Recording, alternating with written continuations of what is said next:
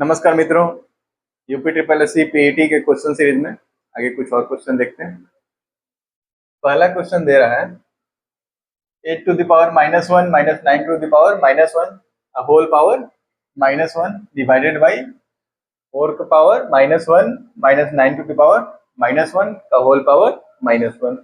देखिए, एक बात को समझ लीजिए आप कि अगर किसी भिन्न या फिर किसी संख्या का पावर माइनस में दिया रहता है तो उसको प्लस में चेंज करने के लिए उसको इन्वर्स करते हैं। जैसे मान लीजिए कि कोई भिन्न है a बाई बी है, इसका पावर अगर -1 दिया हुआ है, इसको b बाई a का पावर +1 लिखा जा सकता है। अगर कोई संख्या है, मान लीजिए कि 5 है, 5 का पावर -2 दिया हुआ है, इसको 1/5 टू द पावर 2 लिखा जा सकता है। ठीक, अब देखिए इस क्वेश्चन को हल करने के लिए पहले पावर को प्लस करेंगे, यानी कि 8 का पावर -1 है, इसको लिखा जा सकता है 1/8 माइनस 9 का पावर -1 है तो इसको लिखा जा सकता है 1/9 होल पावर -1 अभी रहने देंगे डिवाइडेड बाई 1/4 माइनस 1/9 और -1। ठीक, अब देखिए 8 और 9 का एलसीएम होगा 72। यहाँ 9 बार में जाएगा, 9 माइनस 8 बार में जाएगा -1 डिवाइडेड बाई ये 4 और 9 का एलसीएम 36। यहाँ हो जाएगा 9 माइनस 4 पावर -1। ठीक, यहाँ 9 में से 8 गया, 1 बचा बाई 72 पावर -1 डिवाइडेड बाई यहाँ बचेगा 5 बाई 36 का पावर -1। अब देखिए -1 पावर में है, इसको प्लस में बदलने के लिए इसको फिर इन्वर्स कर देंगे, यानी कि 72/1 लिखे ना लिखे कोई मतलब नहीं। अब इसको डिवाइडेड बाई इसको भी पलट देंगे, इन्वर्स कर देंगे तो इसका ही पावर प्लस में बदल जाएगा, यानी कि 36/5 हो जाएगा। अब देखिए यहाँ डिवाइड का साइन है, इसको मल्टीप्लाई में बदलने के लिए इसके बाद के जो भिन्न है इसको फिर से इन्वर्स कर देते हैं, पलट देते हैं, यानी 72/1 इंटू 5/36। 36 से 2 बार है 72 कट जाएगा, यानी 5 टू जा 3, यही हो जाएगा आंसर, ऑप्शन नंबर सी। आइए अगला क्वेश्चन देखते हैं। अगला क्वेश्चन कह रहा है 81 का पावर -1 इंटू 3 का पावर -5 इंटू 3 का पावर 9 इंटू 64 का पावर 5/6 इंटू क्यूब रूट 3 का पावर 6 दिया हुआ है। देखिए 81 को क्या लिख सकते हैं, 3 का पावर 4 लिख सकते हैं, 3 के 9 81 और 4 में -1 से मल्टीप्लाई करेंगे तो -4। ठीक, ये देखिए 3 का पावर -5 पहले से दिया हुआ है, 3 का पावर +9 पहले से दिया गया है। 64 को क्या लिख सकते हैं, 2 का पावर 6 लिख सकते हैं और 5/6 पहले से है। ठीक, और इसको लिख सकते हैं क्यूब रूट को 1/3 लिख सकते हैं, यानी कि 6 पहले से तो 6/3 लिख सकते हैं। ठीक, अब देखिए मल्टीप्लाई में पावर जुटता है तो -4 और -5 -9 और +9 कैंसिल हो जाएगा, 6 से 6 कैंसिल हो जाएगा, 3 दूना 6, यानी कि 2 का पावर 5 बचा और 3 का पावर 2 बचा। 2 के पावर 5 को क्या लिख सकते हैं, 32 लिख सकते हैं और 3 का पावर 2 का 9 लिख सकते हैं, यानी कि 9 दूनी 18 और 9 3 से 23 1 28, यानी 288, ऑप्शन नंबर बी सही हो जाएगा। आइए अगला क्वेश्चन देखते हैं। क्वेश्चन कह रहा है कि देसी घी की कीमत में 25% की वृद्धि हुई है। एक परिवार को देसी घी खपत कितने % कम करनी चाहिए ताकि इस खाते में खर्च ना बढ़े। देखिए इस तरह के सवाल अक्सर एग्जाम में पूछे जाते हैं। कोई चीज रहता है, कोई वस्तु रहती है, उसकी कीमत कुछ % बढ़ जाती है या घट जाती है, तो उसकी खपत में कितना बढ़ाया घटाया जाए कि उसके जो मत में न वृद्धि हो न कमी हो, यानी कि जो पहले खर्च होता था वही खर्च बाद में भी हो।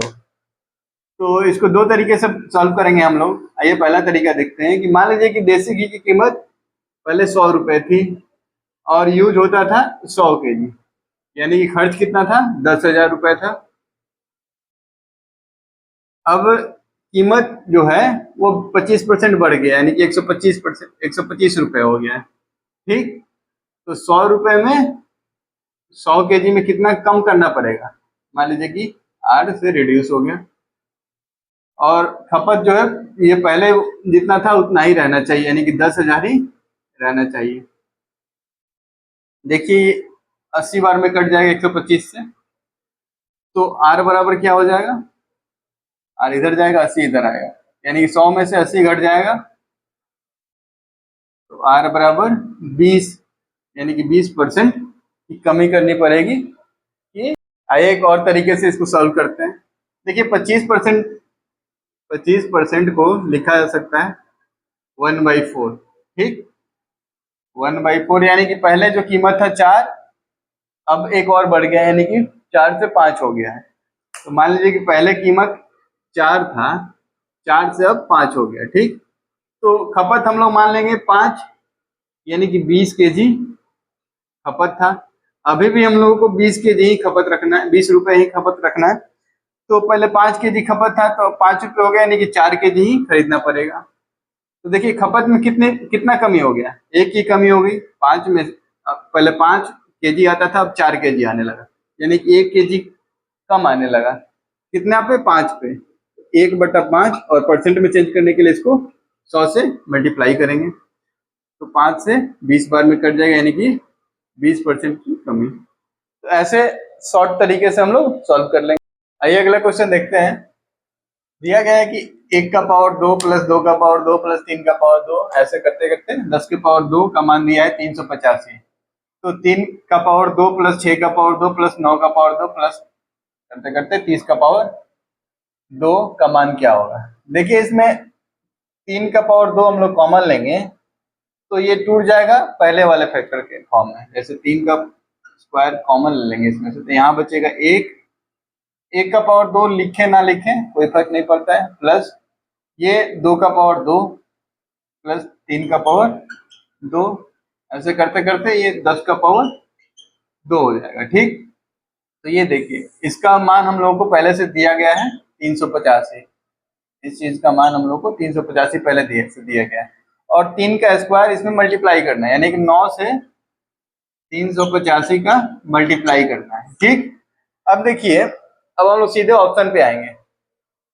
इसमें 9 से मल्टीप्लाई करने, यानी कि जो भी आंसर होगा वो 9 से कटना चाहिए। ठीक, और देखिए यहाँ 5 है और यहाँ पे 9, यानी इकाई के स्थान पे 5 होना चाहिए। तो इकाई के स्थान पे यही दो संख्या है जो 5 है, और 9 से कटने वाली संख्या ये है नहीं, तो यही हो जाएगा आंसर। ठीक, क्योंकि 9 से कटने का जो नियम है, उस संख्या का जो अलग अलग डिजिट का योग है वो 9 से कटना चाहिए। 5 5 10 2 12, 12 9 से नहीं कटेगा, तो ये नहीं होगा। ये देखिए 4 3 7 6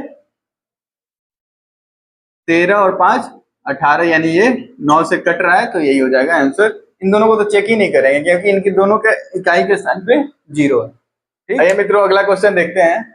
कह रहा है क्वेश्चन, यदि 0.04 स्क्वायर डिवाइडेड बाई 0.008 इंटू 0.2 का पावर 6 बराबर 0.2 का पावर y है, तो y का मान निकालना है। देखिए y का मान निकालने के लिए हम लोग को जितना ये फैक्टर है सबको 0.2 के फॉर्म में लाना पड़ेगा, क्योंकि जब बेस बराबर होता है तो घात भी बराबर होता है, उसका पावर भी बराबर होता है।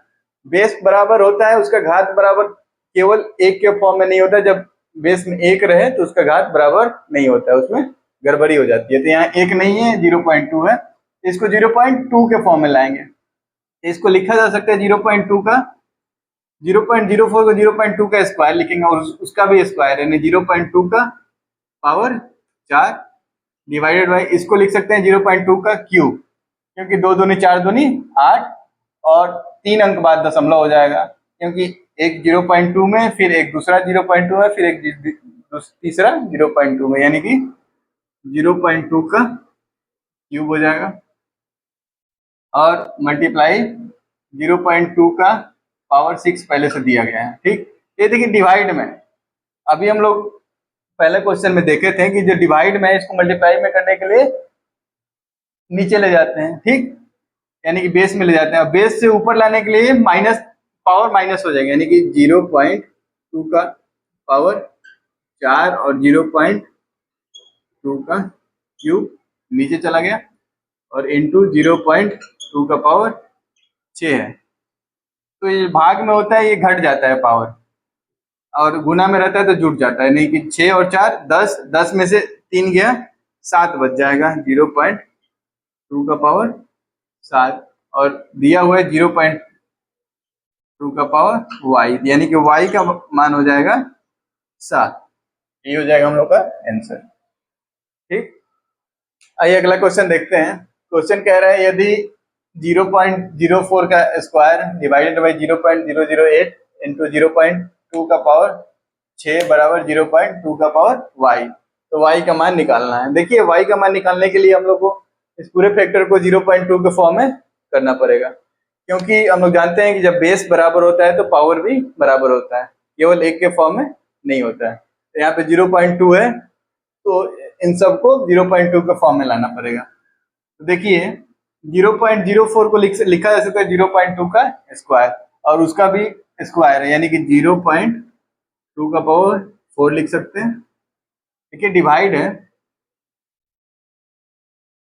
और 0.008 को लिख सकते हैं 0.2 का क्यूब लिख सकते हैं, और 0.2 का पावर 6 तो पहले से दिया गया है, ठीक। अब देखिए 0.2 का पावर 4 है, और डिवाइड में पहले डिवाइड करेंगे तो यानी इसको नीचे लाएंगे, 0.2 पावर 4 बटा में 0.2 का पावर 3 इंटू 0.2 का पावर 6। अब देखिए गुना में पावर जुड़ जाता है, बेस समान रहता है तो, और डिवाइड में घट जाता है अगर बेस समान रहे तो, ठीक। 0.2 का पावर 4 और 0.2 का पावर 6, यानी कि 0.2 का पावर 10 हो जाएगा, और डिवाइड में 0.3 है तो ये घट जाएगा, इसका पावर घट जाएगा, यानी कि 0.2 का पावर 7 हो जाएगा। और हम लोग को RHS में दिया गया है पहले से 0.2 का पावर y, तो y का मान क्या हो जाएगा, जब बेस समान है तो y के बराबर 7 हो जाएगा, साथ ही हम लोग को आंसर आएगा। आइए अगला क्वेश्चन देखते हैं। क्वेश्चन कह रहा है एक शहर की जनसंख्या में 4% की वार्षिक वृद्धि होती है, परंतु स्थानांतरण के कारण आधा % वार्षिक तक घट भी जाती है। 3 वर्षों में वृद्धि का प्रतिशत क्या होगा। देखिए 4% बढ़ रहा है और आधा % घट जा रहा है, यानी कि जो वार्षिक वृद्धि हो रही है वो 3.5% की हो पा रही है, और जो जनसंख्या है उसको हम लोग चक्रवृद्धि ब्याज के हिसाब से निकालते हैं, जैसे चक्रवृद्धि ब्याज बढ़ता है वैसे ही जनसंख्या भी बढ़ती है। तो देखिए 3 वर्ष का निकालना है। मान लीजिए कि जनसंख्या पहले 100% थी, यानी 100 थी, तो पहले साल क्या हो जाएगी उसका 103.5%, फिर उसके अगले साल दूसरे साल 103.5% उसका, और फिर तीसरे साल उसका 103.5%, ठीक। इसको हल करेंगे हम लोग तो आएगा 110.8%, ठीक, यानी कि जो बढ़ोतरी हो रही है वो 10.8% की बढ़ोतरी हो रही है, ठीक। अगर इतना कैलकुलेशन नहीं करना है तो हम लोग डायरेक्ट ऑप्शन से आएंगे, ठीक। अगर साधारण ब्याज के हिसाब से भी बढ़ता 3.5% के हिसाब से 3 साल में 10.5% बढ़ता, अगर चक्रवृद्धि, लेकिन यहाँ बढ़ रहा है चक्रवृद्धि ब्याज से, तो चक्रवृद्धि ब्याज जो साधारण ब्याज 3 साल का जो साधारण ब्याज रहता है उससे अधिक ही मिलता है, क्योंकि कोई भी राशि अगर चक्रवृद्धि ब्याज पे और साधारण ब्याज पे हम लोग देते हैं अलग अलग, तो जो साधारण ब्याज की दर से जो आने वाला ब्याज है वो चक्रवृद्धि ब्याज से आने वाला ब्याज से हमेशा कम रहता है। तो अगर साधारण ब्याज से भी निकालते हैं हम लोग तो 10.5% आता है, और चक्रवृद्धि ब्याज से बढ़े यानी 10.5 से हमेशा ज्यादा ही आएगा, तो 10.5 से हमेशा ज्यादा केवल एक ही ऑप्शन है 10.8, यहीं से हम लोग ऑप्शन टिक कर देंगे, बाकी इतना कैलकुलेशन से हम लोग बच जाएंगे, वैसे इससे निकल जाएगा। चलिए आज के लिए इतना ही रहने देते हैं, मिलते हैं एक नए वीडियो में, तब तक के लिए धन्यवाद।